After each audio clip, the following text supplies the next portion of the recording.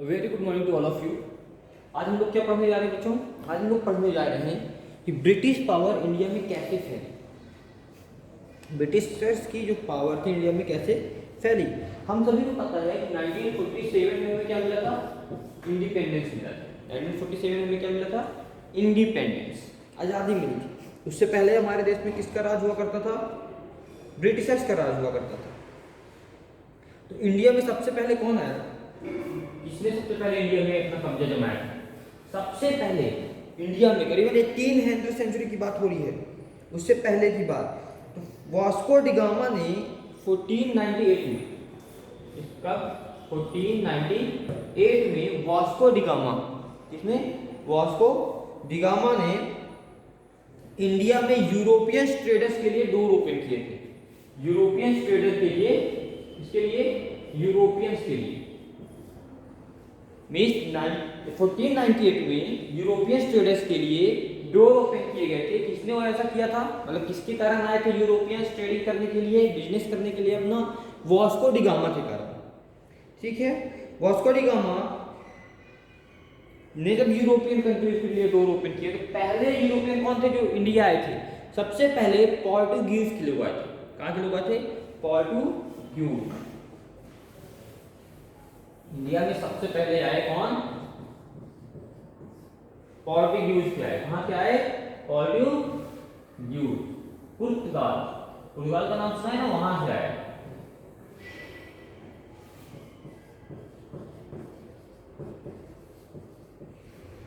Portuguese से आए पहले, सबसे पहले पोर्टुगीज इंडिया में अपना ट्रेडिंग करने के लिए।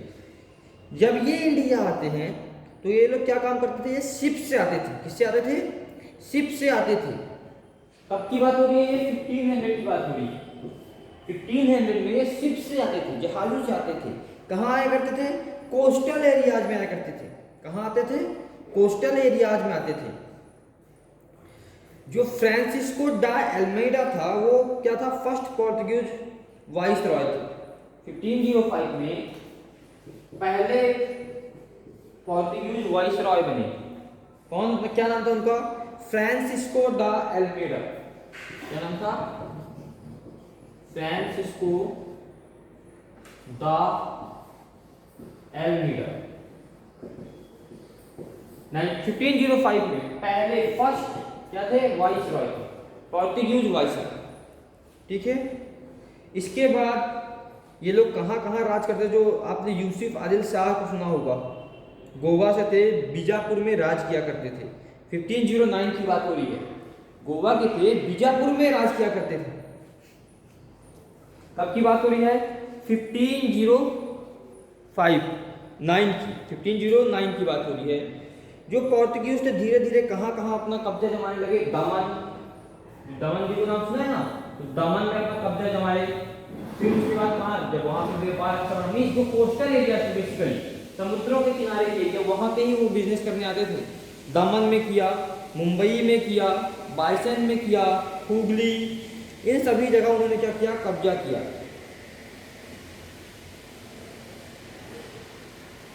(1515) में जितने इंडिया के कोस्टल एरियाज थे उन सभी में राज करना चालू कर दिया था पोर्टुगीज ने। 1515 की बात हो रही है। 1515 में राज करना पोर्टुगीज ने चालू किया। कहां राज करना चालू किया? कोस्टल एरिया में। कहां राज करना चालू किया? कोस्टल एरिया में राज करना चालू कर दिया। फिर इसके बाद पोर्टुगीज के बाद इंडिया में कौन आए? डच आए। कौन आए? डच। पोर्टुगीज के बाद इंडिया में कौन आता है? डच आते हैं। अभी डच क्या काम करते? ये भी ट्रेडिंग के पर्पस से आए थे। कहाँ के डच? कहाँ के लोग हैं? हॉलैंड के। कहाँ के हैं? हॉलैंड। हॉलैंड के बारे में पता है? हॉलैंड एक कंट्री है ना। डच कहाँ के लोग थे? हॉलैंड के लोग जो इंडिया में है। डच ईस्ट इंडिया कंपनी उसमें चला करती। 1602 में एक डच ईस्ट इंडिया कंपनी बनाई गई। क्या बनाई गई? Dutch east India company. 1602 में डच ईस्ट इंडिया कंपनी बनाई गई। पोर्टुगीज जो थे उनको डच ने हरा दिया। डच ने क्या किया? पोर्टुगीज को हरा दिया।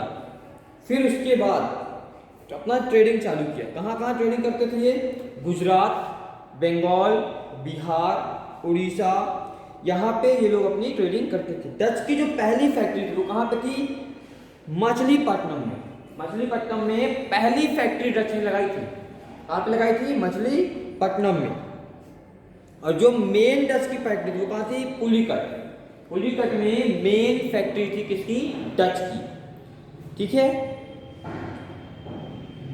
गोल्ड कॉइन्स के बारे में आपने सुना है? सोने के सिक्के, इसको भी किसने बताया? सोने के सिक्कों के बारे में जो इंट्रोडक्शन हुआ, जो सोने के सिक्कों का प्रचलन हुआ, ये भी किसने किया? डच ने किया। किसने किया?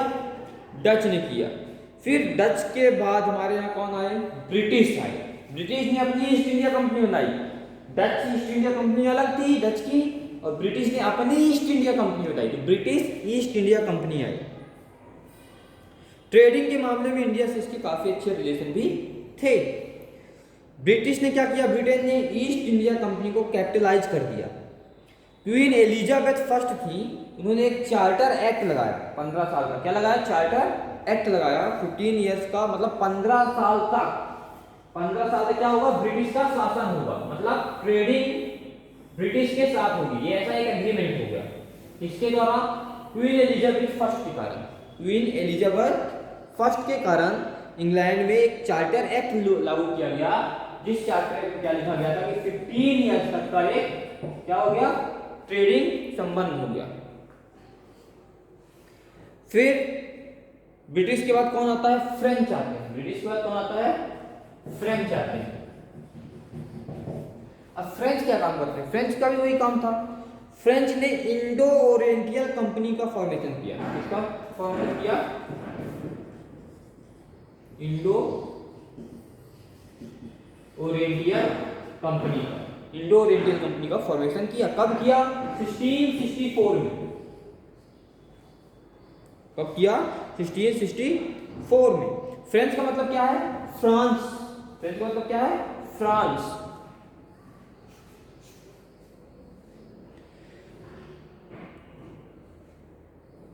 फ्रांस ने क्या किया? अपना फर्स्ट ट्रेडिंग सेंटर कहां पे लगाया था? फ्रांस ने जो पहला ट्रेडिंग सेंटर था फ्रांस का, वो कहां पे था?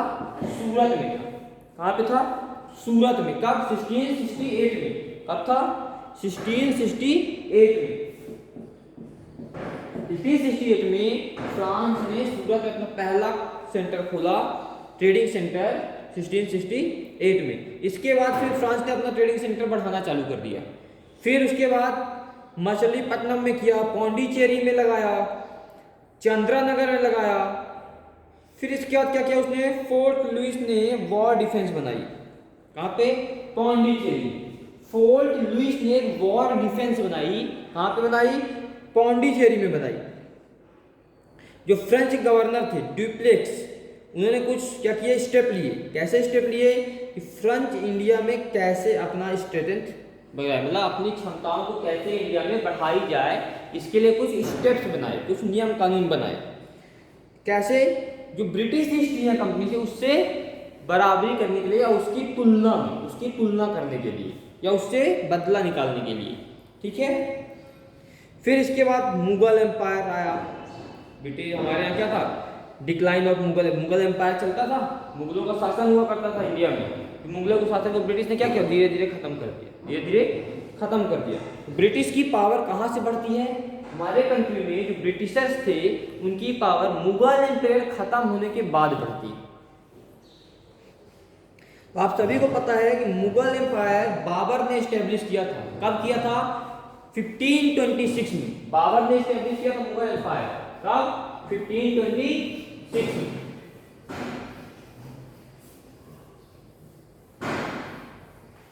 जब 1526 में बाबर थे, मुगल एम्पायर चलता था, मुगलों का राज होता था। राजा कौन था उस समय?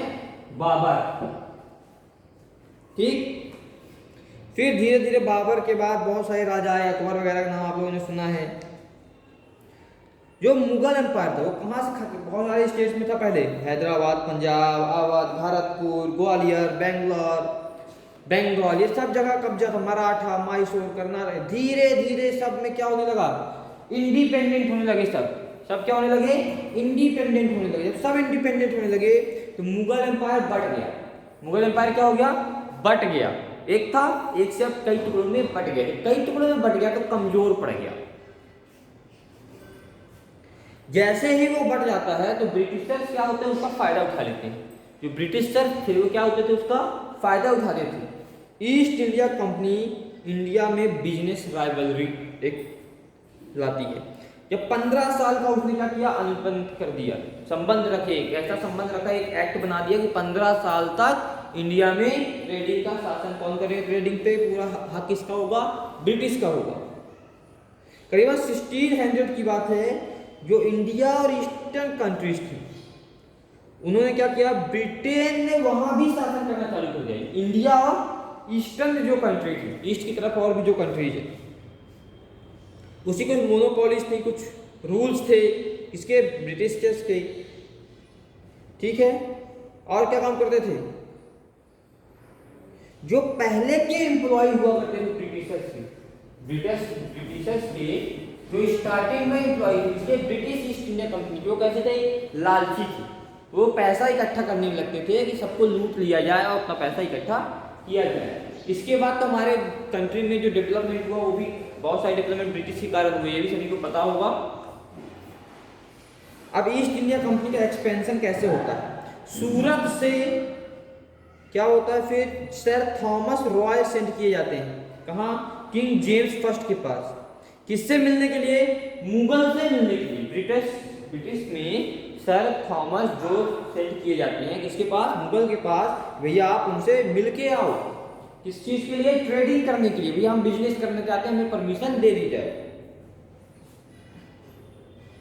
जब वहां परमिशन मिलती है तो ब्रिटिशर्स के जो सेंटर हुआ करता था बिजनेस का, कहाँ कहाँ था, सूरत, आगरा, अहमदाबाद, भरूच, मतलब जो गुजरात रीजन था, गुजरात में लगभग पूरा कब्जा था उनका, कि भैया गुजरात से उनके बिजनेस हुआ करते थे। 4 सेकंड जो थे इंग्लैंड के, उन्होंने प्रिंसेस कैथरीन से शादी कर ली। प्रिंसेस कैथरीन कहाँ की थी, पुर्तगाल की थी।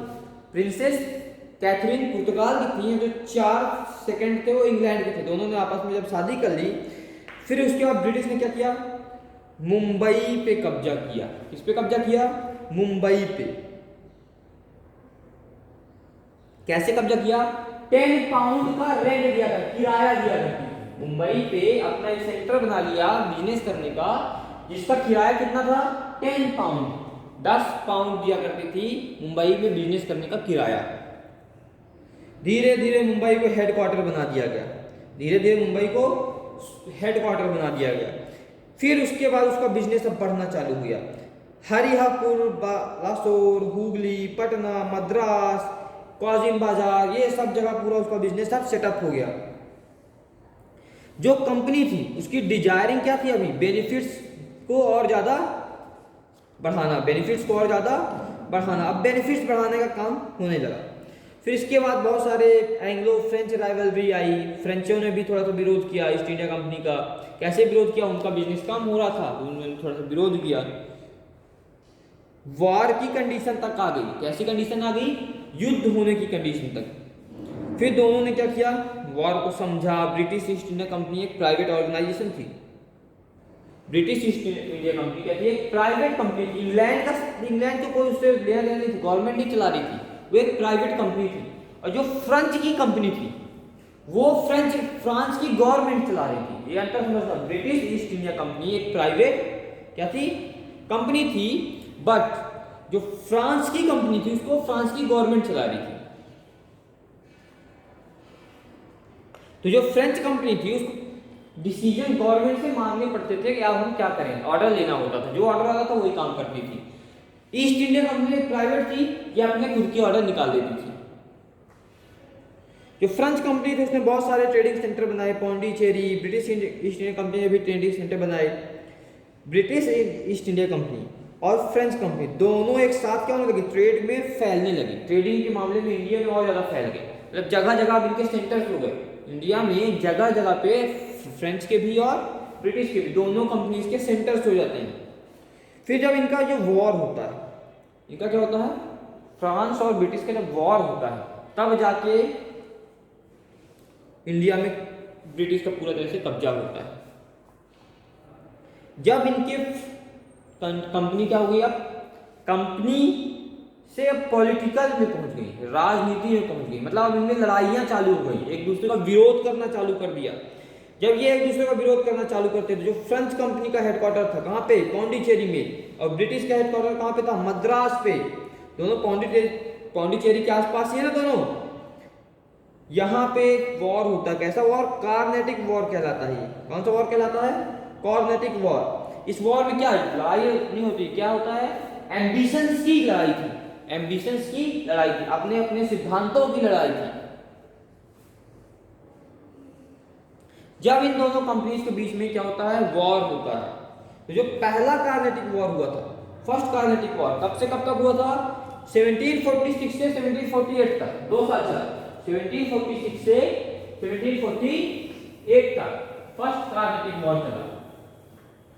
1746 से 1748 तक फर्स्ट कार्नेटिक वॉर चला।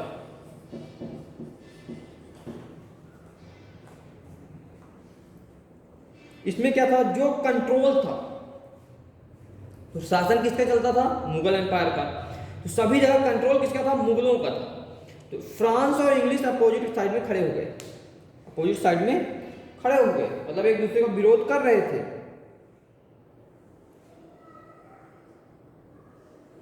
लेकिन जो फ्रांस कंपनी थी वो किसका साथ दे रही थी, नवाब अनवरुद्दीन। किसका साथ दे रही थी, नवाब अनवरुद्दीन का। जो नवाब अनवरुद्दीन थे, नवाब साहब थे, ये मद्रास फोर्ट में थे। कहां से, मद्रास फोर्ट। ये मांग कर रहे थे कि हमें मद्रास चाहिए। क्या मांग कर रहे थे ये, हमें मद्रास चाहिए। और डुप्लेक्स ने क्या किया, मना कर दिया कि हम आपको मद्रास नहीं देंगे, हम आपको मद्रास नहीं देंगे। जो फ्रांस कंपनी थी और नवाब साहब दोनों आपस में साथ में थे, एक ही तरफ थे, बट इन दोनों में भी फूट पड़ गई। कैसे, जो नवाब साहब थे उन्होंने कहा हमें मद्रास चाहिए, बट जो कंपनी के लीडर थे, कौन, गवर्नर थे, उन्होंने क्या कहा, हम मद्रास आपको नहीं देंगे।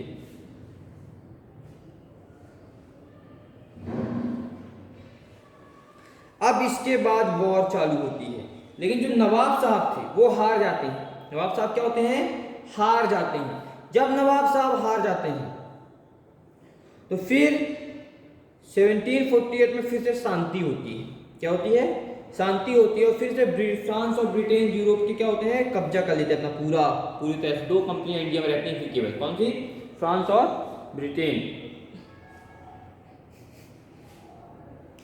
फिर इसके बाद जो सेकेंड कार्नेटिक वॉर होता है, सेकेंड कार्नेटिक वॉर किसके बीच होता है। अब फर्स्ट कार्नेटिक वॉर हुआ किसके बीच में, नवाब साहब के बीच में और फ्रांस के बीच में, नवाब और वर्सेस फ्रांस के बीच में। ठीक है। जो सेकेंड वॉर होता है, सेकेंड कार्नेटिक वॉर, ये होता है ब्रिटिश ईस्ट इंडिया कंपनी के बीच में और फ्रांस के बीच में। ब्रिटिश ईस्ट इंडिया कंपनी के बीच में और फ्रांस के बीच में। अब कौन जीतता है, अब जीत जाती है ब्रिटिश ईस्ट इंडिया कंपनी। कैसे,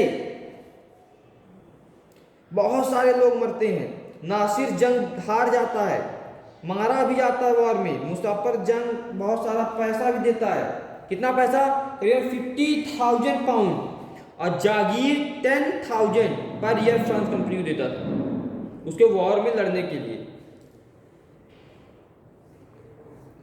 बट होता क्या है, यहाँ पे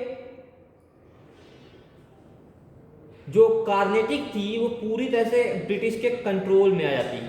किसके कंट्रोल में, ब्रिटिश के कंट्रोल में आती है। अब फ्रांस ने क्या किया, हैदराबाद में एक आर्मी बना ली। हैदराबाद में क्या किया, एक आर्मी बना ली।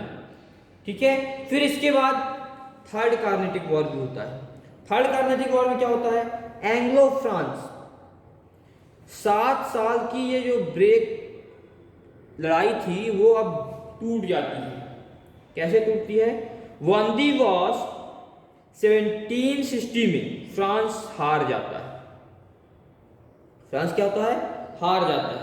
तो पूरी तरह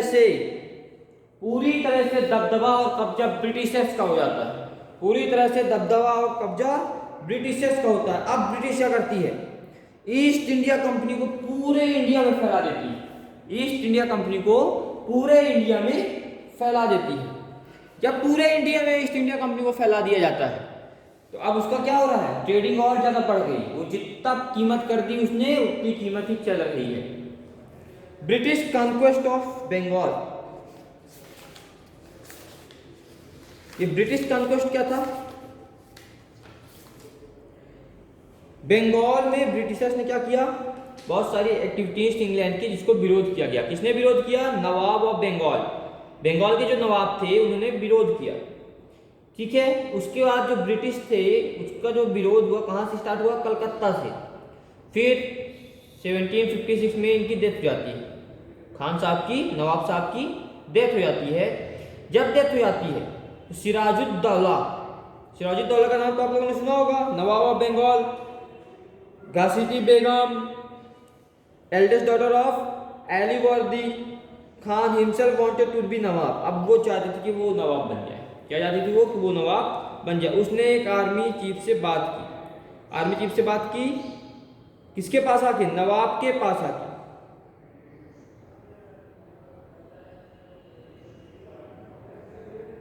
और जो ब्रिटिश थे उन्होंने नवाब साहब को इग्नोर कर दिया था। क्या कर दिया था, इग्नोर कर दिया। नवाब साहब ने कोई कंडीशन रखी थी, उस कंडीशन को उन्होंने इग्नोर कर दिया था। जब ऐसा किया गया, जब उसको रिस्पेक्ट नहीं दी गई, किसे नहीं दी गई, नवाब साहब को, तो फिर क्या हुआ, नवाब साहब ने कैप्चर कर लिया काजिम बाजार को। काजिम बाजार की जो फैक्ट्री थी ब्रिटिश की, उसको कैप्चर कर लिया। कब कैप्चर किया, 4 जून 1756 में, 4 जून 1756 में कैप्चर कर लिया। ठीक है, फिर इसके बाद जो गवर्नर लेक थे उन्होंने कलकत्ता से ट्रेडिंग हट गई, छोड़ दी। Women, children and nawab to control of Calcutta. अब जो नवाब चाहते हो कलकत्ता में पूरी तरह से कब्जा कर लेते हैं। कलकत्ता में पूरी तरह से, कलकत्ता में किसका कब्जा हो जाता है, नवाब साहब का।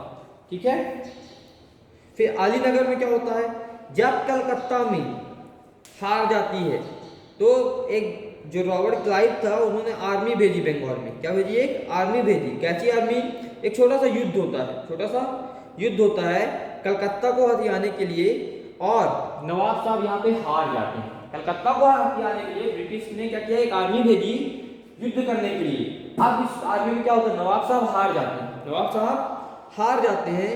जब हार जाते हैं अब ब्रिटिश क्या करती है, नवाब साहब के ऊपर कब्जा कर लेती, नवाब साहब के ऊपर पूरी तरह से कब्जा करती है और कुछ कंडीशन देती उन्हें कि हम यहाँ पे ट्रेडिंग करेंगे, अपने मन से करेंगे, आपका उसमें कोई रोक टोक नहीं होगा, मतलब कोई रोक टोक नहीं होगी। फिर बैटल ऑफ प्लासी, प्लासी की बैटल के बारे में सभी लोग जानते होंगे।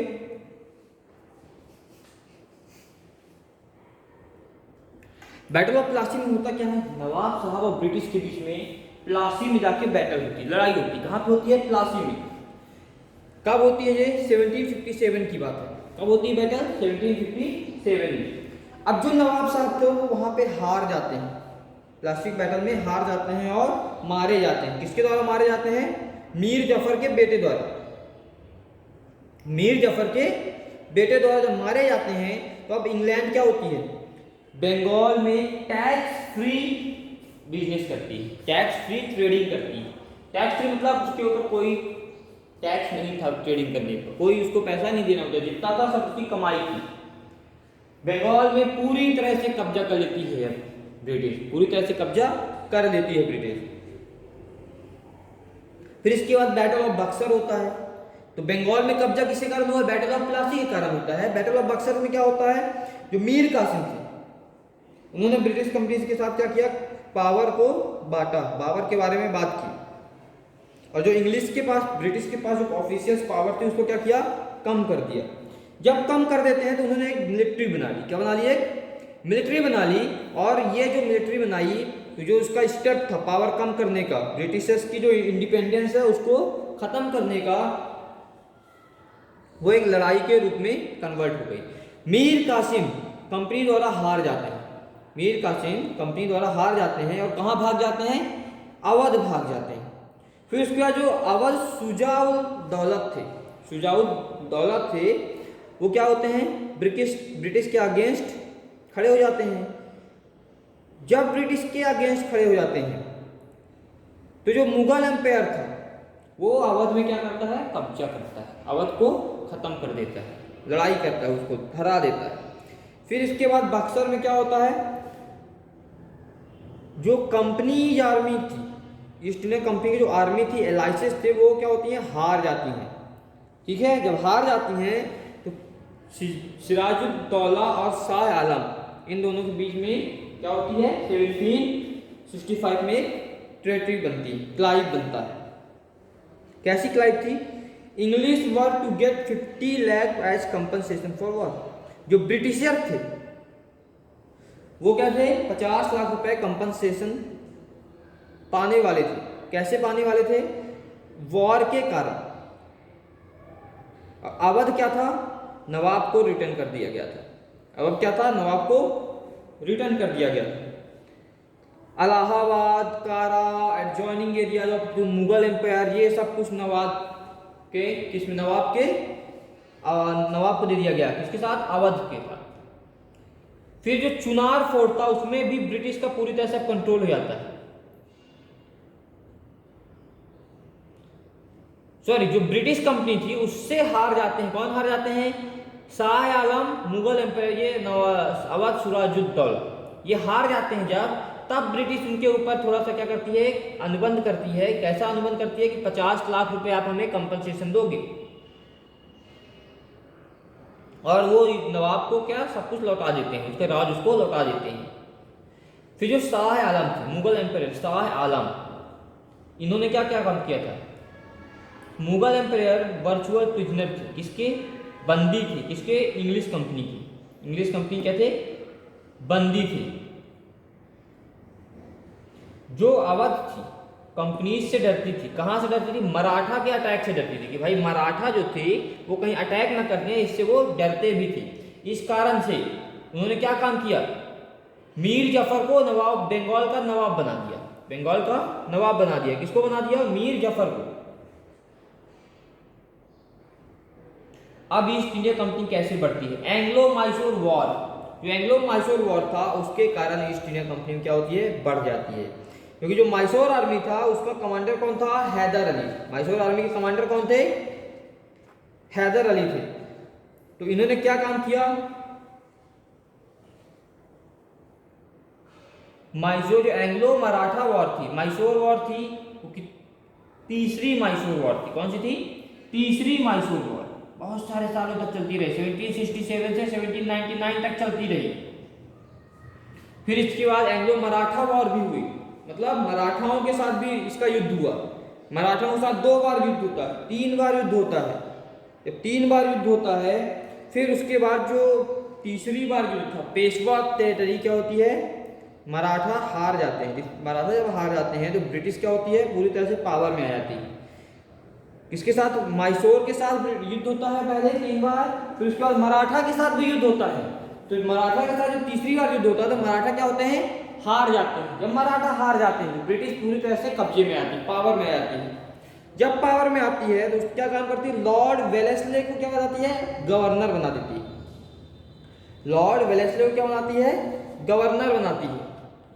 फिर इसके बाद लॉर्ड हेस्टिंग आते हैं, उन्होंने थोड़ा सा विस्तार किया। कब, 1813 में लॉर्ड हेस्टिंग आए और उन्होंने थोड़ा सा विस्तार किया। नेपाल के साथ थोड़ा सा युद्ध भी किया। फिर धीरे धीरे क्या होता है, मराठा जब खत्म हो जाते हैं तो अब क्या होता है, पूरा का पूरा फेडरेशन ही ब्रिटिश का हो जाता है। पूरा पूरा फेडरेशन ही ब्रिटिश का हो जाता है। फिर इसके बाद लॉर्ड डलहौजी आए। लॉर्ड डलहौजी आए तो उन्होंने क्या किया, झांसी, नागपुर, सतारा, इन सब में फैला दिया ब्रिटिश को। जब यहाँ ब्रिटिश फैल गई, वो कैसे फैल गई, कैसे फैली ब्रिटिश, फ्रीडम स्ट्रगल 1857 में जब चालू हो जाता है। जब फ्रीडम स्ट्रगल चालू होता है तो ये क्या काम करते हैं, एक दूसरे को लड़वा देते हैं। जब लड़वा देते हैं, जो एक खत्म हो जाता है लड़ाई में, जो बचता है उसको ये खत्म कर देते थे। ब्रिटिश की सक्सेस का मेन रीजन क्या था, ब्रिटिश ने किसी कंपनी को टिकने ही नहीं दिया, ना ही फ्रेंच को, ना ही पोर्तुगीज को, ना ही डच को, किसी भी कंपनी को नहीं टिकने दिया। फिर इसके बाद जितने नवाब वगैरह थे इन सबसे युद्ध किया और जीता भी। युद्ध किया, जैसे प्लासी का युद्ध जीता, बक्सर का युद्ध जीता, ठीक है, ये सारे युद्ध जीतता है। जब सारे चीजें जीत जाता है तो फिर ब्रिटिश का कब्जा हो जाता है। अब भारत में पूरी तरह से ब्रिटिश का कब्जा था। जब पूरी तरह से ब्रिटिश का कब्जा था तो उसका जो पावर थी वो और ज्यादा बढ़ती चली जाती है। फुल पावर में है ब्रिटिश। किसमें थी ब्रिटिश? फुल पावर में थी ब्रिटिश। ये चैप्टर आपका यहाँ पे खत्म होता है। आप लोग को बुक की रीडिंग जरूर करनी है, बुक की रीडिंग करिए, जो भी समझ में नहीं आता वो जरूर पूछिए। इस चैप्टर में आपको बस इतना ही समझना था कि युद्ध में कैसे कैसे ब्रिटिश की पावर बढ़ते गए, कौन कौन सी युद्ध ब्रिटिश लड़ी, किसको किसको जीता और अपनी पावर बनाई। Okay students, thank you.